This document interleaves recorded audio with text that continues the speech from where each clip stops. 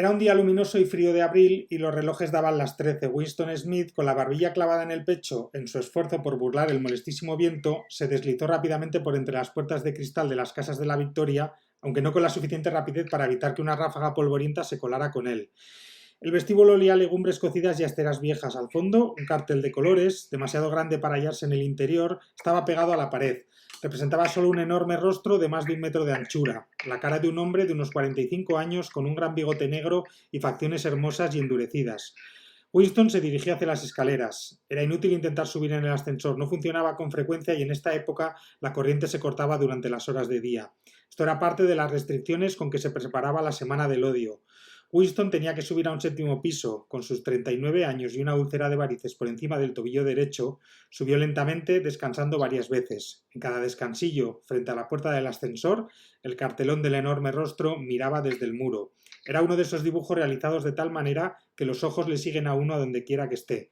El gran hermano te vigila, decían las palabras al pie. Creo que estarán conmigo en que el inicio de 1984, la famosa novela de George Orwell, es un excelente arranque para nuestro episodio de hoy. Un capítulo en el que vamos a tratar de dar respuesta a dos preguntas cuyo futuro está totalmente ligado. ¿Qué nos ha traído y nos traerá en los próximos años la tecnología en materia de seguridad ciudadana? ¿Y qué impacto tendrán esos avances tecnológicos y esas herramientas en nuestra intimidad, en la protección de nuestros derechos? Bien, podríamos también preguntarnos, ¿nos acercamos hacia esa antiutopía de 1984 o es más necesario que nunca ese control para protegernos? Soy Asier Gil, bienvenidos a Luces en la Niebla. En la UNED de Tudela, Luces en la Niebla. Hola, saludos desde la UNED de Tudela. Retomamos nuestro podcast en su segundo año de vida. Ya saben que cerramos el 2024 con un viaje al pasado, al fascinante mundo del Antiguo Egipto. Y ahora cogemos de nuevo las riendas de la actualidad y nos adentramos en una de esas nieblas que nos gustan. Nieblas muy espinosas, con polémicas, con puntos oscuros, con debates que no admiten blancos y negros. No me negarán que la videovigilancia pública, con sus normativas, con sus procedimientos, con la reflexión que abre en torno a la invasión de la privacidad, no es un tema tan intrincado como seductor para todos aquellos que, como usted y como yo, ansiamos beber en el pozo del conocimiento. Para eso estamos aquí. Déjenme exponerles 3 cuestiones que fijen un poco el contexto por el que nos vamos a mover en este episodio. Número 1. Un punto obligado. ¿Cómo ha evolucionado la videovigilancia en un mundo impactado de lleno por el avance impetuoso de las nuevas tecnologías? Todos somos conscientes de que durante las últimas décadas la videovigilancia pública ha pasado de ser un recurso limitado a una herramienta que es completamente omnipresente en las ciudades. No hay más que salir a las calles para rendirse a la evidencia. El número de cámaras instaladas en grandes núcleos urbanos ha crecido exponencialmente, permitiendo a las fuerzas de seguridad monitorizar espacios públicos y con ello prevenir o perseguir delitos. Y no hablamos solo de cámaras. En Madrid, por ejemplo, el 22% de todas las cámaras que hay instaladas cuentan ya con inteligencia artificial, lo que permite a la Policía Municipal hacer un seguimiento íntegro de cualquier elemento o de cualquier persona. Desde la comisaría, los agentes pueden hacer búsquedas o seguimientos de objetos, animales, matrículas. Pueden incluso pedirle a la inteligencia artificial que busque, por ejemplo, a una persona que lleve una camiseta de color claro y un pantalón de color oscuro y que determine por dónde ha estado transitando. Lo sé, enseguida salta la pregunta. ¿Reconocen caras? Pues sí, la tecnología permite a la policía rastrear las caras, aunque se supone que únicamente cuando haya una denuncia. En Madrid, por seguir en la capital de España, hay ya 367 cámaras de videovigilancia. Barcelona anunció por su parte a finales del pasado año un proyecto para dotar a la Policía Municipal de 500 cámaras de videovigilancia en las calles de la ciudad condal. Y Niza, por darles otro dato, en Francia cuenta con más de 3.500 cámaras. Número 2. Como es obvio, todos los avances tecnológicos han de estar acompañados de un marco legal que regule su utilización y que, como en este caso, proteja los derechos fundamentales de los ciudadanos. Por eso vemos en las calles señales que nos notifican de la existencia de sistemas de videovigilancia en espacios públicos, o sabemos que las autorizaciones para acceder y para emplear las imágenes recogidas están sometidas a criterios de proporcionalidad y necesidad que se han establecido por la legislación y que están supervisados por los tribunales. Pero como suele pasar, la tecnología corre siempre mucho más rápido que la ley. Y salta nuevamente otra pregunta. ¿Cómo se garantizan los controles para evitar usos abusivos o desproporcionados de estas herramientas? Y el número 3, el debate social que está en la calle. ¿Estamos ante un incremento positivo de la seguridad o sufrimos una invasión de nuestra privacidad? Esa tensión se palpa muchas veces y las voces más críticas denuncian que la expansión de la videovigilancia podría derivar en una sociedad de un control excesivo en la que la intimidad de la ciudadanía estuviera comprometida. Por eso les decía que 1984 nos venía como anillo al dedo. Pero hay más, como que la incorporación de algoritmos de inteligencia artificial para el análisis de imágenes y el reconocimiento facial suscita inquietudes sobre la precisión de estas tecnologías, sobre su posible sesgo y sobre el riesgo de discriminación. Los tribunales en estos casos parece que están sosteniendo la preponderancia de la seguridad. El Tribunal Supremo, sin ir más lejos, avaló el pasado año la decisión de una comunidad de propietarios de instalar cámaras de videovigilancia en las zonas comunes del edificio para proteger la seguridad de los vecinos y de sus bienes. Entendía el Supremo que la medida era proporcionada porque se habían producido actos de vandalismo y desestimaba así la demanda que había sido interpuesta por una vecina contra la decisión de su comunidad de instalar un sistema de videovigilancia porque consideraba que se vulneraba su derecho a la intimidad. Les cuento que de todo esto, sobre todo del empleo de esta herramienta tecnológica por parte de los cuerpos y fuerzas de seguridad, hablaremos en UNED Tudela durante un curso que comienza el 13 de marzo. Bajo el título Seguridad Ciudadana, Videovigilancia Pública y Protección de Derechos Fundamentales, en esta formación se analizarán las imágenes y datos obtenidos por los diferentes sistemas de videovigilancia desde la perspectiva de su valoración en la instrucción judicial y como prueba en los procedimientos judiciales, junto a un conocimiento de su uso y los marcos y requisitos jurídicos y procedimentales para su empleo en la investigación criminal.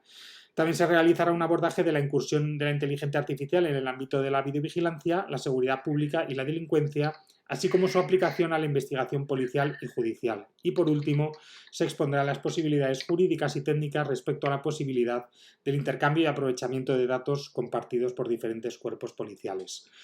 Las matrículas ya están abiertas y pueden encontrar toda la información en nuestra página web unedtudela.es.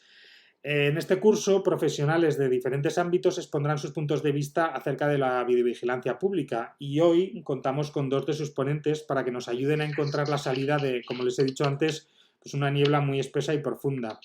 Ellos son, y paso ya a saludarlos, Óscar Muñoz Tabernero, profesor tutor de UNED Tudela, intendente en segunda actividad y letrado de Servicios Jurídicos Municipales. Buenos días, Óscar. Hola, muy buenos días. Y también vamos a hablar con Juan Carlos Zapata Ijar, magistrado y presidente de la Sala de lo Contencioso Administrativo del Tribunal Superior de Justicia de Aragón. Muy buenos días, Juan Carlos. Hola, buenos días a los dos. Vale, muchísimas gracias a ambos por estar hoy aquí con nosotros y ayudarnos a arrojar luz en un tema que, como he dicho, no está exento de polémica. Para empezar, me gustaría saber, Óscar, ¿cómo habéis percibido desde los cuerpos y fuerzas de seguridad la evolución tan veloz de la tecnología en vuestras labores de vigilancia y protección ciudadana? Porque ha variado mucho vuestro trabajo en los últimos años. ¿Qué posibilidades os ha abierto la instalación de estas cámaras en las calles? Bueno, pues yo diría que claro, evidentemente los sistemas de videovigilancia en las vías y espacios públicos van ligados al desarrollo tecnológico, es decir, el vertiginoso desarrollo tecnológico que se está dando, tanto del software como de la inteligencia artificial que ha entrado, pues digamos, de pleno en este ámbito, y todas las herramientas que se han venido desarrollando pues han supuesto un importante cambio en la manera de trabajar de los cuerpos policiales, puesto que contamos, digamos, con lo que podríamos denominar una vigilancia permanente en los espacios públicos. Ahora bien, a mí sí me gustaría destacar que esto puede tener un carácter como mínimo ambivalente. Quiero decir, lo que no podemos permitirnos, bajo mi opinión, en ningún caso, es creer que la extensión de los sistemas de videovigilancia pública puede sustituir el trabajo policial en las calles. Eso en ningún caso, ¿de acuerdo? Sí.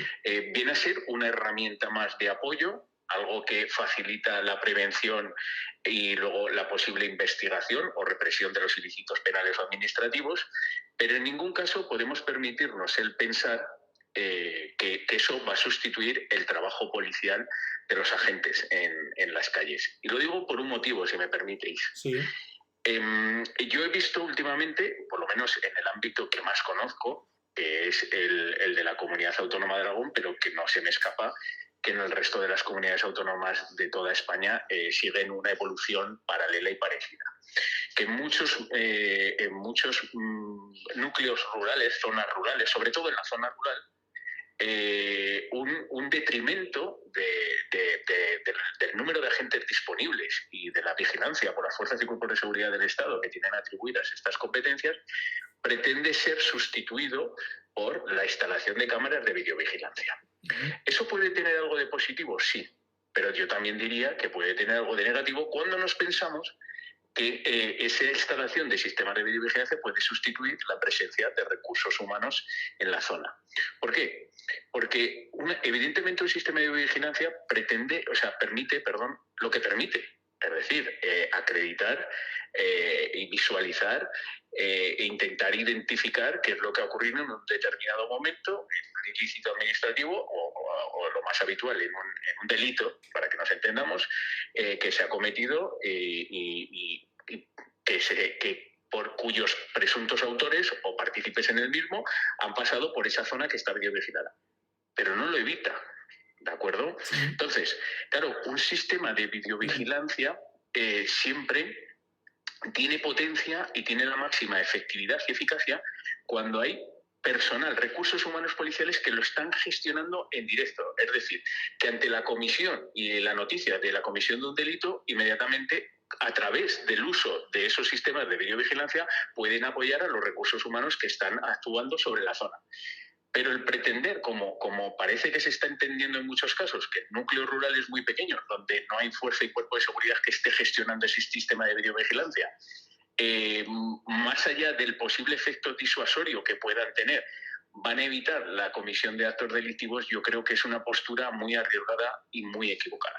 Eso es lo que quería plantear. Sí, porque siguiendo la línea de lo que estabas comentando, yo quería también que quedara claro un poco cuál es el objetivo principal que tiene implementar estos sistemas de videovigilancia en nuestras ciudades.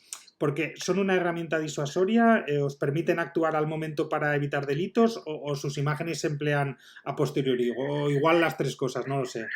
Yo diría que son las tres cosas, es decir, por un lado es una herramienta disuasoria. Eso está acreditado que los sistemas, la instalación de sistemas de seguridad, en este caso son pasivas, de videovigilancia, pues hacen que se reduzca el riesgo, al menos, de la comisión de delitos. Pero más allá de ello, la importancia que tiene un sistema de videovigilancia es el apoyo a la actuación policial. Es decir, mientras una patrulla, por ejemplo, se dirige al lugar donde se ha tenido conocimiento de que se ha cometido un acto delictivo, la persona que está en central con ese sistema de videovigilancia que puede operar y gestionarlo, puede ir visionando hacia dónde, pues, por ejemplo, se fugan los presuntos partícipes en el delito, qué es lo que está sucediendo en ese mismo momento en el lugar al que se dirigen, prevenirlos, alertarlos, apoyarlos, etc. Y luego, por supuesto, la vía reactiva, es decir, todo ello queda grabado, esas imágenes quedan grabadas y quedan a disposición, pues, de otras fuerzas y cuerpos de seguridad que tengan como competencia la investigación correspondiente y, por supuesto, del Poder Judicial, de los juzgados y tribunales, para cuando las determinen o las requieran. Y bajo tu punto de vista, Óscar, y también en base a tu experiencia, ¿cómo crees que es de eficaz la videovigilancia, la prevención y la resolución de delitos? Es eficaz. Yo creo que eso queda fuera de toda duda. Ahora bien, es eficaz siempre y cuando sea una videovigilancia, para mí, en mi opinión, que esté gestionada las 24 horas, es decir, que tenga recursos humanos con posibilidad de gestión de ese sistema durante las 24 horas. Si no, esa eficacia disminuye de un modo muy sensible. Pero de un modo muy sensible. ¿Por qué? Vamos a poner un ejemplo, si os parece, sí, que creo que es muy ilustrativo. Pues ha extendido en muchos municipios de 50, 40 habitantes la instalación de sistemas de videovigilancia. Claro. Imaginemos que nos enteramos de que ha ocurrido un delito cuando han transcurrido 8 días. Y entonces descargamos las imágenes. Y lo que vemos allí es un vehículo con una matrícula tapada y los presuntos autores encapuchados. ¿De qué nos sirven esas imágenes? Quiero decir, ¿pueden servir para luego apoyar una investigación de la policía judicial o de la fuerza y cuerpo que tenga la competencia? Puede ser, pero no produce o no llega al nivel de eficacia y efectividad que realmente debemos requerir de un sistema de videovigilancia. Uh-huh. Yo creo que una de las incógnitas que muchas veces preocupan a la ciudadanía es saber también cómo se gestionan, cómo se almacenan y al final cómo se protegen los datos y las imágenes que han sido recogidos por estas cámaras. ¿Qué se hace con toda esta información? Bueno, la legislación es muy estricta a este respecto, ¿de acuerdo? La legislación de protección de datos exige desde unas medidas de seguridad máximas, tanto en cuanto a quién puede acceder a la visualización de esas imágenes, quién puede extraerlas, quién puede almacenarlas, de qué modo, a quién se pueden entregar, los niveles de seguridad que todas las administraciones públicas debemos cumplir con el Esquema Nacional de Seguridad instaurado. Es decir, en el ámbito, evidentemente, en seguridad no hay certeza del 100% en absolutamente nada. En este ámbito de la seguridad nunca podemos afirmar que haya una seguridad del 100%, pero los niveles de seguridad que se establecen por tanto el reglamento de la Unión Europea como la legislación de protección de datos, la Ley Orgánica 3/2018 que tenemos en vigor y que aplicamos, así como el Esquema Nacional de Seguridad, es altísimo. Es altísimo, con una trazabilidad en todo momento y con un uso de las imágenes muy estricto para qué destino, cuándo se deben eliminar, cuándo se deben destruir o a quién y cómo se deben o se pueden entregar. Por lo tanto, en ese ámbito, en el ámbito de la protección de datos, es altísimo. Quiero decir, la ciudadanía puede estar perfectamente tranquila en ese ámbito, puesto que se es muy estricto y se es muy cuidadoso en cuanto al respeto a los derechos, a un derecho fundamental como es el de la protección de los datos de las personas y la posible injerencia que tenga el uso de un sistema de videovigilancia en los mismos. Y los agentes que trabajan o que trabajáis con estas herramientas, ¿recibís algún tipo de formación específica o es la general que os ha hecho entrar en esa profesión? Bueno, no. Lo que se procura es que los agentes que trabajan directamente sobre la gestión del sistema de vigilancia tengan una formación específica en materia de protección de datos, tengan, además de la gestión del software, que se maneje específicamente dependiendo del sistema que tenga cada municipio o cada fuerza y cuerpo de seguridad, pero se procura que tanto que el acceso limitado con contraseñas, quién puede acceder, cómo se puede acceder, qué se puede hacer, etcétera, etcétera. Así que se procura que tengan una formación específica, porque las responsabilidades que se asumen de todo tipo, principalmente disciplinarias e incluso de carácter penal, si se cometiera cualquier tipo de negligencia grave o incluso dolosa con este tipo de datos protegidos, pues son muy graves, claro. Uh-huh. También me gustaría que echáramos una pequeña ojeada a los avances tecnológicos y desde luego aquí tenemos que hablar de la inteligencia artificial. ¿Cómo crees que se integra la inteligencia artificial en el análisis de las imágenes? ¿Cuáles son, en tu opinión, las principales ventajas y riesgos que tiene esta tecnología? Pues mira, yo así te voy a decir, yo no soy un experto en esa materia, además en el curso, sí, en la jornada presencial, contamos con la máxima experta, en mi opinión, en el ámbito incluso internacional, no solo de España, que es María Josefa Ridaura, de la catedrática de Derecho Constitucional de la Universidad de Valencia. Es una auténtica experta en la materia, además es la líder en numerosas investigaciones sobre ella, y ella nos hablará más de ello. Claro, a mí además de policía, yo soy ciudadano, evidentemente, y ese binomio no lo puedo romper en ningún caso. Y claro, que a mí la inteligencia artificial, quizás más por desconocimiento que por lo que pueda conllevar ella, a mí me da miedo en el sentido, me produce cierto temor en el sentido de que al final esto que llamamos inteligencia artificial, por mucho que lo llamemos inteligencia artificial, yo creo que no deja de ser fruto de la inteligencia humana. Es un fruto, ¿no?, de la inteligencia humana. Y claro, esa inteligencia artificial, al final, por lo que se mueve es por determinados logaritmos, etcétera, etcétera, y con esa capacidad de aprendizaje que tiene. Claro, ¿qué ocurre si esa inteligencia humana que pone en marcha, es una hipótesis, ¿de acuerdo?, que pone en marcha esa inteligencia artificial aplicada a estos sistemas de videovigilancia, introduce un sesgo? ¿De acuerdo? Sí. Un sesgo de carácter racial, un sesgo de carácter social, un sesgo de carácter, no lo sé, Entonces, claro, no podemos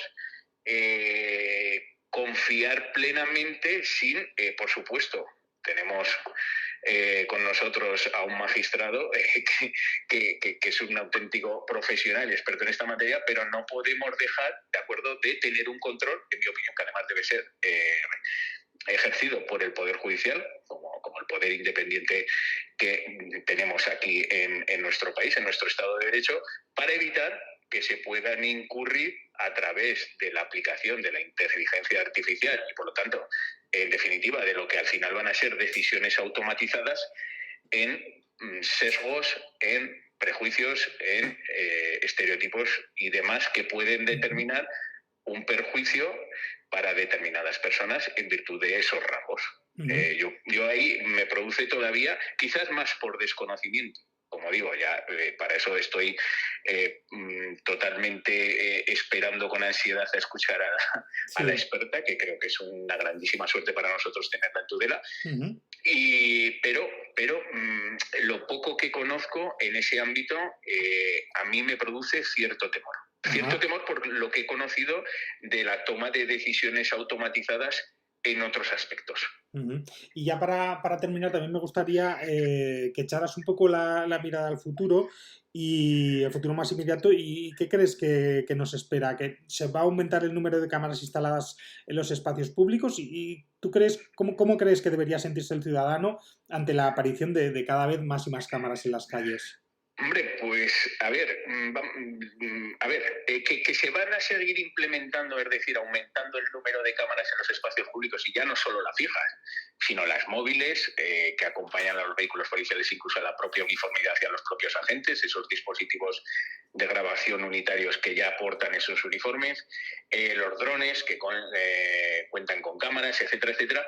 Claro, a mí, desde la perspectiva de un ciudadano que nada tiene que temer en las vías por los actos o las conductas que yo desarrollo en las vías y en los espacios públicos, y confiando que el sistema de protección de esos datos y el uso de esos datos va a ser acorde a la legalidad vigente, pues a mí no me produce ningún temor, ¿de acuerdo? Sí. Ahora bien, yo sí que puedo entender, ¿de acuerdo? Es decir, a ver si lo expreso de una manera un poco mejor. Yo creo que, claro, cuando estamos... tenemos que tener en cuenta una cuestión que es importante. Los sistemas de videovigilancia actualmente en España están regulados por una ley orgánica que es del año 97. ¿De acuerdo? Sí. Pensemos en los años que han transcurrido y que tenemos una regulación que, en mi opinión, está absolutamente obsoleta. Claro. Esa regulación, en ese momento, se estableció sobre la posible injerencia o vulneración de un derecho como es el de la intimidad. Claro, y yo ahí discuto. Yo ahí, desde mi opinión, desde mi perspectiva, yo discuto porque yo considero que hasta dónde puede llegar el grado de protección del derecho a la intimidad por lo que tú haces en una vía o espacio público. Claro, entonces yo lo que considero es que donde se debe, centrar la legislación y la protección en la injerencia de derechos fundamentales es en la protección de los datos, precisamente. Ya ha venido a decir algo, y bueno, algo no, cuestiones muy importantes, una ley orgánica, la 7/2021, en estos aspectos, pero donde nos debemos ceñir es en la protección de esos datos. Es decir, que esos datos, porque al final lo que obtienen las cámaras de videovigilancia son imágenes y por lo tanto son datos biométricos de las personas. Son datos protegidos. Y si habláramos de identificación de rostro, etcétera, etcétera, ya hablaríamos incluso de datos protegidos de carácter especial, con lo cual la restricción para su uso y su tratamiento es mucho mayor. Pero bueno, a mí lo que me importa es que esos datos que se obtienen, la protección de esos datos, en definitiva, sea lo suficientemente sólida para evitar cualquier uso ilegítimo o espurio de esos datos que se obtienen en la vía o en los espacios públicos. No me preocupa mi derecho a la intimidad siempre y cuando esas cámaras estén situadas en una vía o espacio público, porque no olvidemos que en España, que parece que es algo que no se... hay tanta legislación, tanta regulación para la cuestión de la videovigilancia por las fuerzas y cuerpos de seguridad, pero que cada uno de los ciudadanos y ciudadanas porta 1 o 2 móviles en sus bolsillos y que esos son cámaras móviles que van grabando en las vías y los espacios públicos. Con lo cual a mí no me preocupa tanto eso, siempre que cuando, vuelvo a insistir, no sea en un ámbito privado, sino en las vías o espacios públicos, sino lo que se hace con esos datos que son obtenidos. Ahí es donde yo creo que debemos incidir de una manera muy seria y establecer un sistema o una serie de mecanismos que sean eficaces y solventes a la hora de evitar o, si ocurre, castigar cualquier uso inadecuado de los datos personales que se obtienen con estos sistemas. Usos inadecuados o posibles filtraciones, ¿no? Entiendo. Exactamente, sí. O usos inadecuados que luego pues, aparecen donde no deben aparecer o utilización para objetivos o de modo que no está legalmente establecido. Ahora preguntaremos también eso a Juan Carlos. Es un auténtico privilegio poder contar contigo en este podcast. Creo que la primera pregunta que debo hacerte es la que todos estamos pensando ahora mismo. ¿Cómo ve un magistrado el equilibrio entre la necesidad de una seguridad ciudadana con cientos de cámaras en las calles con la protección de los derechos fundamentales de la población? Pues bueno, yo creo que, ante todo, muchas gracias por invitarme y saludo a Óscar también. Y bueno, encantado de estar en este podcast. Y no, simplemente quiero decir que el ordenamiento jurídico, como ha dicho Óscar, es muy exhaustivo y yo creo que tenemos herramientas suficientes para poder conectar las dos cosas, seguridad y derecho de la intimidad. También ahí tenemos que tener en cuenta que esto es ordinario en cualquier ejercicio de derechos públicos y privados. Y tenemos que tener en cuenta que la protección fundamental en cuanto a este tema se le da en la protección de datos, pero también en el mismo derecho a la intimidad. Eso yo creo que los tribunales lo han dejado muy claro. La intimidad no solamente... también me ha parecido muy interesante lo que ha dicho Óscar en el sentido de que en una vía pública, pues el ejercicio del derecho de la intimidad es menor. Yo no creo que sea exactamente eso lo que han dicho los tribunales. Los tribunales han dicho que incluso en la vía pública pues hay un ejercicio de intimidad, tú tienes que sentirte especialmente protegido. Hay zonas y zonas. Estoy pensando, por ejemplo, en una misma terraza de un café.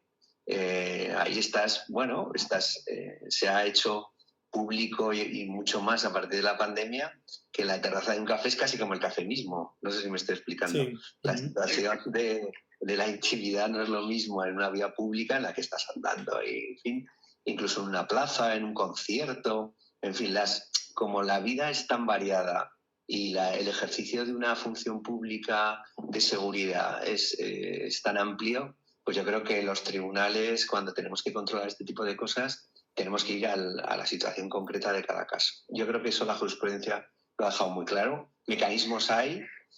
Hay una agencia de protección de datos que yo creo que hace su función. Hay que tener en cuenta que los ciudadanos tienen que saber que es una materia sometida al derecho de la Unión Europea. Está unificado, por tanto, en los 27 países de la Unión Europea la protección de datos. Tenemos un reglamento y tenemos una ley estatal que así lo determina. Yo creo que es una ley estatal, pues ágil en cuanto a la protección de derechos. Y luego pues hay muchos mecanismos. Yo también diferenciaría muy bien los que son mecanismos de protección previos y mecanismos de protección posteriores a la vulneración del derecho, ¿no? Pero yo creo que nos dará tiempo de explicarlo posteriormente. Sí, de hecho es que me gustaría también preguntarte qué criterios legales deben cumplirse para que las imágenes que han sido captadas por estas cámaras en espacios públicos sean admitidas después como pruebas en procesos judiciales. Sí, a ver, lo primero que tenemos que tener en cuenta es la diferenciación entre, y lo ha hecho muy bien Óscar, porque en su doble condición, ¿no?, de profesor y de policía, yo creo que lo ha dicho muy bien. Hay que distinguir muy claramente lo que podemos denominar como videovigilancia policial de lo que son grabaciones por particulares, ¿no? Yo creo que ahí es muy importante. Y también es muy importante que se sepa un poco cuál es el mecanismo de autorización de una y otra, porque a partir del Reglamento de Protección de Datos de la Unión Europea seguimos teniendo la misma reglamentación que ya ha dicho Óscar, que es bastante antigua, ¿no?, de 1997, en relación a las cámaras que instala la policía, ¿vale?, por decirlo de una manera, policía en su sentido amplio, Incluso las administraciones públicas también. y luego las cámaras que podemos instalar cualquiera. Cuando estaba estudiando este tema, me hizo particular gracia que, bueno, yo tengo un perrito en casa, lo dejamos a veces solo, y hemos puesto una cámara, una cámara como pueden instalar los papás que están viendo al bebé, en fin, el mismo tipo de cámara. Pues fijaos, esa cámara es una cámara IP, esto no es que yo sea un experto, sino que lo acabo de ver, y es una cámara IP que tiene un tratamiento. Por lo tanto, hay que tener muy en cuenta quién entra, lo ha dicho también muy bien Óscar, el tema de la entrada por internet en la grabación de las imágenes tiene que ser especialmente cuidadoso para la protección de derechos y la garantía de la protección de datos. Bueno, es decir, estamos rodeados de cámaras y habría que diferenciar muy claro lo que es la vigilancia policial de lo que son las vigilancias privadas. En el acceso también, como medio de prueba y la validez de la medida de prueba penal, pues es de unas garantías distintas, lo tenemos que saber, de otros ordenamientos jurídicos. Hay mucha jurisprudencia, por ejemplo, en los temas de entorno laboral, de cámaras que instalan los empresarios para controlar el trabajo de los trabajadores o incluso para otras cosas.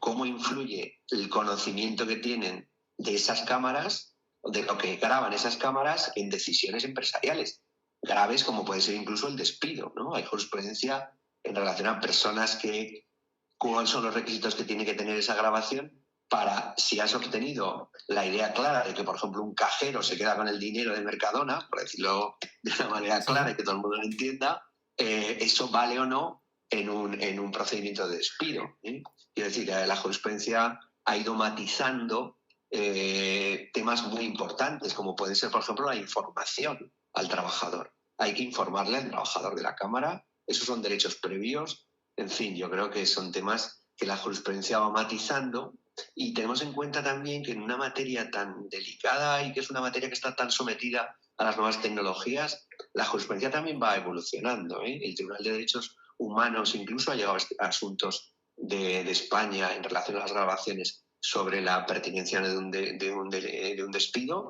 Han llegado incluso al Tribunal de Derechos Humanos con jurisprudencia, bueno, pues vacilante. Hay veces en el sentido de qué requisitos se necesitan para unas cosas u otras. ¿Y el ciudadano puede confiar en que hay garantías de que la instalación de estos sistemas de videovigilancia pública cumplen todas las normativas de protección de datos personales y de privacidad? Sí, bueno, en cuanto a la videovigilancia policial, es un procedimiento muy rígido. Hay una comisión que además preside el presidente del Tribunal Superior de Justicia de cada comunidad autónoma, en la que autoriza las cámaras públicas, ¿vale? Estoy hablando de las cámaras que instalan las policías y las administraciones públicas en la vía pública. Por unos criterios muy rigoristas, que me parecen bien, pues entonces esas tienen autorización, ¿vale? Sin embargo, las cámaras privadas, estas autorizaciones además son para un año y hay que renovarlas. Hay que justificar la proporcionalidad y el sentido de esa cámara, lo que no significa, además, que toda cámara valga para todo. La ley, el reglamento de protección de datos nos está diciendo también que lo que no debemos grabar, no lo debemos grabar. Y tiene que estar limitado a un fin, ¿vale? Esto se ve también en la nueva regulación de las autorizaciones para las cámaras privadas. Si nosotros nos metemos en la página web de la Agencia de Protección de Datos, nos vamos a encontrar con que la propia Agencia de Protección de Datos nos dice cómo tenemos que hacer si queremos poner una cámara, por ejemplo, en lo que ha sido comentado anteriormente, en una comunidad de propietarios, en un garaje, en nuestra propia vivienda. ¿Qué tenemos que hacer con una cámara que solo sea simulada? Y ahora lo que hay que hacer es, en el caso de este tipo de cámaras, pues ya no es necesario, como antes, inscribir un fichero que se llamaba, y basta con una autorización, bueno, no es en realidad una autorización, sino lo que se denomina un registro de actividades, ¿vale? Tú tenemos que hacer un registro de actividades que está en la propia Agencia de Protección de Datos y sobre todo lo que quiere controlar la Agencia de Protección de Datos es que haya un responsable de esa información y que sobre el que debamos ejercer el control y el ejercicio de los derechos. Porque yo creo que una de las cosas más importantes es cómo ejercitamos nuestros derechos frente a captación de imágenes, ¿vale? Yo creo que esto es lo relevante en cuanto a la protección de los derechos fundamentales de la persona, de todos, porque tenemos que tener en cuenta que la Constitución española Y el Convenio de Derechos Humanos Europeo lo que nos establece es que hay unos derechos que son intangibles. Nosotros tenemos derecho a la intimidad y tenemos que hacerlo valer ante todo. Dentro del contexto judicial, ¿cuáles son los desafíos que tenéis encima de la mesa para mantener la integridad y la cadena de custodia de estas imágenes recopiladas a través de cámaras de videovigilancia? Hay unos derechos de acceso que se llaman, están regulados en el Reglamento de Protección de Datos y en la ley, y por supuesto hay una cadena de custodia. Sobre todo lo que hay es un responsable de ese tratamiento, de esa información, ¿vale? Es un responsable que además, según la ley, tiene que cumplir pues muchos criterios en cuanto a la protección de estos datos. No es lo mismo, evidentemente, grabar las imágenes en la puerta de tu casa y que solo veas la puerta o una parte de la calle, ¿no? Que a veces se plantea un conflicto si se ve mucha parte de la calle, poca parte de la calle, etcétera, que otros tipos de grabación, pues por ejemplo en infraestructuras críticas, que se llama la ley. En fin, hay mucha diferencia. Pero sí, el reglamento nos obliga a los responsables de estos tratamientos a hacer determinados trabajos. Les obliga a hacer una evaluación de impacto de la protección de estos datos, el tratamiento de estos datos, les obliga a hacer acceso de los datos que tenemos. Por lo tanto, claro que hay unas garantías dentro del reglamento para determinar esto, ¿no?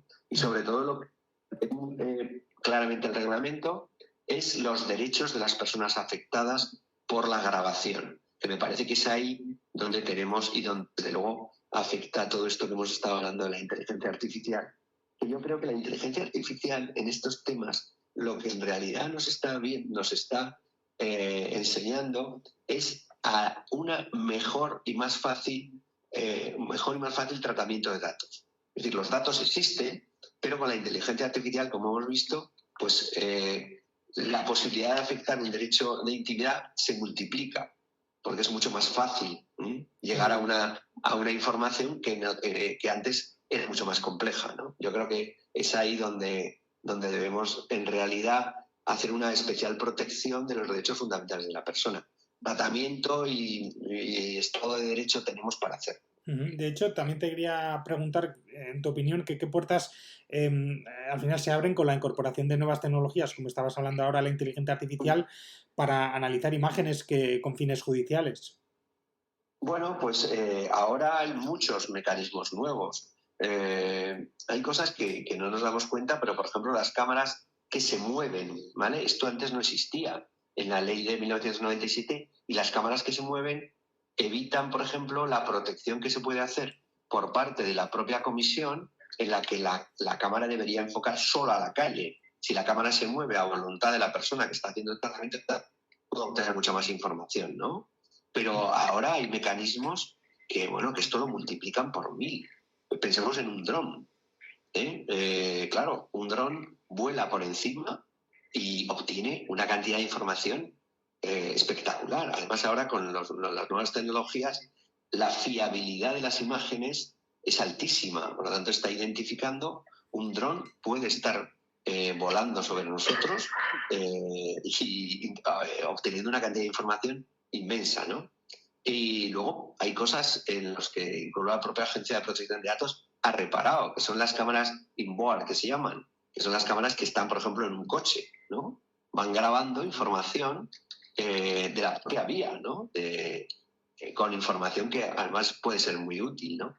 Todas estas nuevas tecnologías yo creo que tenemos que seguir sometiéndolas a los mismos principios que se han sometido las cámaras fijas tradicionales, ¿no? Es decir, el principio de proporcionalidad, y luego hay un principio que también hay que tener en cuenta, que es el principio de minimización de datos. Solamente tenemos que obtener los datos y tratarlos de los que sean interesantes para el fin. No podemos dejar nunca de prever que estas cámaras son para un fin concreto, un fin para la seguridad de las personas y punto, ¿vale? Entonces, todo lo que escape de eso, yo creo que es obligatorio que no se traten esos datos, que se supriman, como se dice ahora, los datos, y seguir protegiendo la intimidad, ¿no? Yo creo que en de hecho, quería preguntarte, que yo creo que no sé si me lo estaba respondiendo ya, al final, como magistrado, ¿qué mecanismos pues eso, consideras esenciales para prevenir al final un uso abusivo de estos sistemas de videovigilancia en detrimento de los derechos individuales del ciudadano? A ver, la legitimación para poder pedir información sobre las cámaras es muy alta. Hay que tener en cuenta que lo que nos dice la Unión Europea es que tenemos que tener una agencia independiente, la tenemos desde hace muchísimos años, que se dedique exactamente a esto, al control. Y siempre cualquier decisión tomada por una administración es sometida posteriormente a control judicial, ¿vale? Por lo tanto, ese es el mecanismo que tenemos. Como es un derecho fundamental, además, el derecho a la intimidad, a la propia imagen, el artículo 18 de la Constitución, es un procedimiento especial. Es un procedimiento especial, es un procedimiento preferente, es un procedimiento sumario, en el cual cualquier persona que se pueda sentir afectada pues puede instar un procedimiento judicial y proteger sus derechos, ¿vale? Que yo creo que es lo fundamental. Pero, como he dicho antes, hay una fase previa de control de las videovigilancias policiales y de las cámaras privadas. Esa la lleva la Agencia de Protección de Datos y la lleva la Comisión de Videovigilancia de cada comunidad autónoma, y después está cuando ya se ha cometido la vulneración de ese derecho o de protección de la propia imagen e intimidad, que eso lo lleva a un tribunal de justicia. Yo creo que hay mecanismos suficientes para hacerlo. Lo que pasa es que, como todo ocurre en la vida, pues a lo mejor la evolución técnica va por delante de la administración pública e incluso de los propios tribunales. Eso también lo tenemos que tener en cuenta. Sí, porque andando más en este aspecto que comentas, ¿qué papel crees que deben desempeñar los órganos de control y supervisión judicial para asegurar lo que estás hablando, ¿no? Que la videovigilancia se utilice de una manera proporcional y respetuosa con los derechos constitucionales? Bueno, pues los mecanismos es lo que estaba comentando, ¿no? Yo creo que tenemos, como todo, hay que también poner en antecedentes a la ciudadanía de que los órganos jurisdiccionales son los que son, ¿no? Es decir, que por desgracia no tenemos una planta judicial lo suficientemente amplia y numerosa como para poder dar una respuesta. Entiendo que de calidad se podrá dar, pero no en tiempo, ¿vale? Que yo creo que eso a veces sí que es un problema. Pero bueno, hay medidas cautelares, situaciones en las que nosotros podemos impugnar la colocación de una determinada cámara, si esa cámara consideramos que está colocada en una situación en la que puede vulnerar nuestros derechos a la intimidad, en fin, la potestad jurisdiccional está para eso.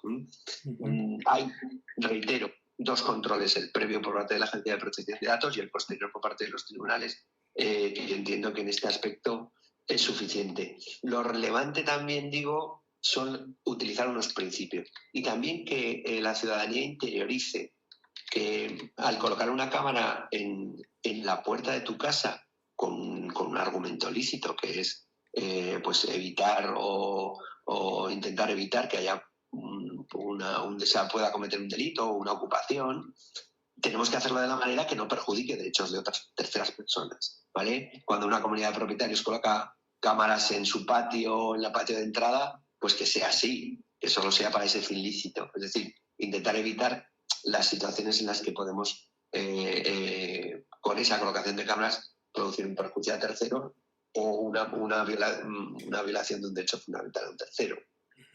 Y ya para terminar, me gustaría formularos a los dos la misma pregunta. Entre el salvaje oeste y el sistema de 1984 de la novela, ¿en qué punto medio creéis que deberíamos ubicarnos en cuanto a la videovigilancia pública, Óscar? A ver, no lo sé, no lo sé. Evidentemente, partiendo de la salida de que para mí es un privilegio estar escuchando aquí a Juan Carlos, a un magistrado de este nivel, de verdad, pues atreverme a manifestar algo así es difícil, pero yo simplemente como una idea. ¿En qué términos nos debemos colocar? No sé, es que siempre creo que hemos otorgado una perspectiva a ese binomio, ¿de acuerdo?, de libertad y seguridad, donde siempre buscamos la suma cero. Es decir, llevamos mucho tiempo en que la mayor parte de la doctrina en este ámbito se sitúa en que mayor libertad conlleva menor seguridad y mayor seguridad conlleva menor libertad. Y yo creo que eso ya no debe ser así. Es decir, eso anteriormente, en una etapa, me refiero al caso español, en una etapa dictatorial, en una etapa donde no teníamos un Estado de derecho, como es el nuestro, con por lo menos lo que pretendemos tener, con sus mayores dificultades o menores dificultades, pero es el objetivo que pretendemos, un Estado de derecho, ya no deberíamos situar en un plano de contraposición lo que es la libertad y la seguridad, sino que en un Estado de Derecho en el cual todas las instituciones y los equilibrios y las cautelas y los refuerzos y la separación de poderes cumplen, y todas las instituciones, incluidas las fuerzas y cuerpos de seguridad, cumplen con sus funciones, la mayor libertad se debe conseguir con la mayor seguridad y viceversa. La mayor seguridad se debe conseguir con la mayor libertad. Por lo tanto, el situarnos en un punto que yo creo que, claro, desde ese planteamiento, esa dicotomía del salvaje oeste o el Orwell, no debería ser así, sino debería ser el punto exacto donde esas medidas que implementan la seguridad no afecten en ningún caso ni a la libertad ni a la intimidad de las personas y consigan la máxima eficiencia porque en la seguridad ciudadana, el mantenimiento de la seguridad ciudadana, no olvidemos que no deja de ser siempre la garantía de que el resto de la ciudadanía ejerce sus derechos fundamentales y sus libertades públicas con total tranquilidad. Y esa es la perspectiva, no sé si me he explicado bien, que yo creo que debemos buscar. Es decir, que esas medidas de seguridad que se implementan en ningún caso afecten de un modo excesivo o ingieran en el ejercicio libre y pacífico de los derechos fundamentales y las libertades que nos garantiza nuestra Constitución. Y en tu caso, Juan Carlos, como magistrado, ¿cómo ves este equilibrio entre la seguridad pública y los derechos de los ciudadanos? Bueno, desde el año 1984, que lamentablemente he de decir que yo estaba ya haciendo la carrera, o sea que en fin, es un golpetazo contra mi edad, hay que tener en cuenta que hemos evolucionado muchísimo. Quiero decir que antes las cámaras de los pueblos no existían y la cámara, hay que tener en cuenta que era la señora que estaba sentada en la calle del pueblo, que controlaba toda su calle y sabía exactamente qué es lo que pasaba. Esa era la cámara que existía. Vamos a tener... Lo importante ahora, yo creo que no es tanto la cantidad de tecnología que tenemos, que yo creo que siempre es buena. Lo importante es quién está detrás administrando esos datos. Eso es lo importante, a mi modo de ver. Lo importante es que haya unas fuerzas y cuerpos de seguridad democráticos, que haya un gobierno democrático, que los fines para los que se utiliza esa información sean democráticos, que haya un Estado social y democrático de derecho, que los tribunales sean independientes y que juzguen todo en relación a esa independencia. Si nosotros, hay que tener en cuenta que Orwell en 1964, el que estaba detrás no era muy democrático. Por lo tanto, yo creo que no es tanto el problema de que tengamos una abundancia de controles, sino cómo se ejercen esos controles y quién está detrás, ¿vale? Y ahí yo creo que la salud, con todas las mejoras que puede haber en un Estado democrático, la salud de nuestro Estado democrático de derechos es potente. Hay que decir que ahora, y bueno, lamentablemente los tiempos que estamos corriendo, pues más todavía, ¿no? Yo me ratifico más en esta situación, que lo importante es quién maneja los datos, quién trata esos datos y qué se hace con ellos. Y yo creo que ahí los ciudadanos, con todas las reservas que podamos tener, pues por ahora yo creo que tenemos que estar tranquilos de esa independencia y de esa profesionalidad y de ese, sobre todo, de la tratamiento en atención a la ley que tenemos ahora en las administraciones públicas y en los tribunales controlando la decisión de las administraciones públicas. Pues con esta última reflexión finalizamos este episodio, aunque les recuerdo que si desean ampliar sus conocimientos sobre el tema, pueden matricularse en el curso Seguridad Ciudadana, Videovigilancia Pública y Protección de Derechos Fundamentales, que empezará el 13 de marzo. Se trata además de la primera formación que celebramos dentro de un convenio que UNED Tudela firmó recientemente con el Instituto Social y Formativo de las Emergencias y la Seguridad, ISFES, para precisamente acercar y extender el conocimiento universitario entre los profesionales de estos ámbitos. Óscar y Juan Carlos, ha sido un verdadero placer poder contar en este podcast con vuestros conocimientos, con vuestras experiencias. Os agradezco enormemente vuestra disponibilidad para tratar de aclarar estas zonas más oscuras, ¿no?, del empleo de una herramienta que al final está velando por nuestra seguridad. Muchísimas gracias a los dos. Muchas gracias. Yo solo añadir, si es posible, que el agradecimiento es mío por esta oportunidad y sobre todo por haber podido conversar o estar al lado de una figura de primer orden y de alguien admirado por mí como es Juan Carlos. Muchas gracias. Sí, Juan Carlos, que antes se ha acoplado, sí. Sí, nada, simplemente deciros que, bueno, muchas gracias por las palabras de Óscar, y la verdad es que todos estamos remando en el mismo sentido, con lo cual me siento muy complacido y vale, espero que haya sido útil y entretenido para los oyentes, que es lo importante. Sí, que es lo importante. Y a ustedes, como siempre, los vuelvo a emplazar a nuestro próximo capítulo, porque habrá más asuntos que despierten nuestra sed de conocimiento, y aquí estaremos para ayudarlos a salir de la espesura de temas arduos y complejos. Solo les pido que no pierdan esa sed de querer saber más y que sean conscientes de que aquí, en la UNED de Tudela, siempre encontrarán encendidas luces en la niebla. Hasta la próxima. En la UNED de Tudela, luces en la niebla.